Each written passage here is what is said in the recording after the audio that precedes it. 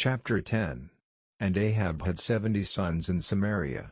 And Jehu wrote letters, and sent to Samaria, unto the rulers of Jezreel, to the elders, and to them that brought up Ahab's children, saying, Now as soon as this letter cometh to you, seeing your master's sons are with you, and there are with you chariots and horses, a fenced city also, and armor, look even out the best and meetest of your master's sons, and set him on his father's throne, and fight for your master's house. But they were exceedingly afraid, and said, Behold, 2 kings stood not before him, how then shall we stand? And he that was over the house, and he that was over the city, the elders also, and the bringers up of the children, sent to Jehu, saying, We are thy servants, and will do all that thou shalt bid us, we will not make any king, do thou that which is good in thine eyes. Then he wrote a letter the second time to them, saying, If ye be mine, and if ye will hearken unto my voice, take ye the heads of the men your master's sons, and come to me to Jezreel by tomorrow this time.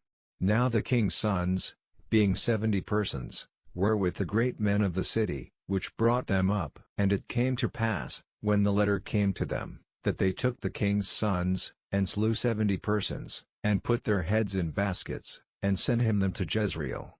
And there came a messenger, and told him, saying, They have brought the heads of the king's sons. And he said, Lay ye them in 2 heaps at the entering in of the gate until the morning. And it came to pass in the morning, that he went out, and stood, and said to all the people, Ye be righteous. Behold, I conspired against my master, and slew him, but who slew all these? Know now that there shall fall unto the earth nothing of the word of the Lord, which the Lord spake concerning the house of Ahab, for the Lord hath done that which he spake by his servant Elijah.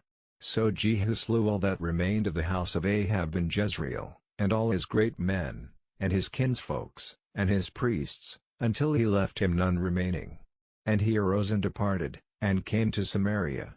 And as he was at the shearing house in the way, Jehu met with the brethren of Ahaziah king of Judah, and said, Who are ye? And they answered, We are the brethren of Ahaziah, and we go down to salute the children of the king and the children of the queen. And he said, Take them alive. And they took them alive, and slew them at the pit of the shearing house, even 42 men, neither left he any of them.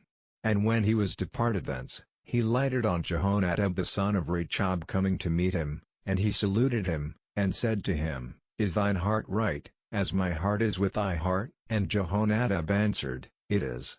If it be, give me thine hand. And he gave him his hand, and he took him up to him into the chariot. And he said, Come with me, and see my zeal for the Lord. So they made him ride in his chariot. And when he came to Samaria, he slew all that remained unto Ahab in Samaria, till he had destroyed him, according to the saying of the Lord, which he spake to Elijah. And Jehu gathered all the people together, and said unto them, Ahab served Baal a little, but Jehu shall serve him much. Now therefore call unto me all the prophets of Baal, all his servants, and all his priests, let none be wanting, for I have a great sacrifice to do to Baal. Whosoever shall be wanting, he shall not live. But Jehu did it in subtlety, to the intent that he might destroy the worshippers of Baal. And Jehu said, Proclaim a solemn assembly for Baal. And they proclaimed it. And Jehu sent through all Israel, and all the worshippers of Baal came, so that there was not a man left that came not. And they came into the house of Baal, and the house of Baal was full from one end to another. And he said unto him that was over the vestry, Bring forth vestments for all the worshippers of Baal. And he brought them forth vestments. And Jehu went, and Jehonadab the son of Rechab, into the house of Baal, and said unto the worshippers of Baal, Search, and look that there be here with you none of the servants of the Lord, but the worshippers of Baal only. And when they went in to offer sacrifices and burnt offerings, Jehu appointed 80 men without, and said, If any of the men whom I have brought into your hands escape, he that letteth him go, his life shall be for the life of him. And it came to pass, as soon as he had made an end of offering the burnt offering, that Jehu said to the guard and to the captains, Go in, and slay them, let none come forth. And they smote them with the edge of the sword, and the guard and the captains cast them out, and went to the city of the house of Baal. And they brought forth the images out of the house of Baal, and burned them. And they brake down the image of Baal, and brake down the house of Baal, and made it a draught house unto this day.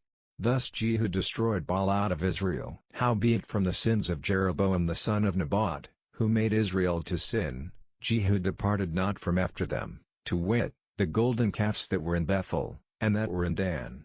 And the Lord said unto Jehu, Because thou hast done well in executing that which is right in mine eyes, and hast done unto the house of Ahab according to all that was in mine heart, thy children of the fourth generation shall sit on the throne of Israel.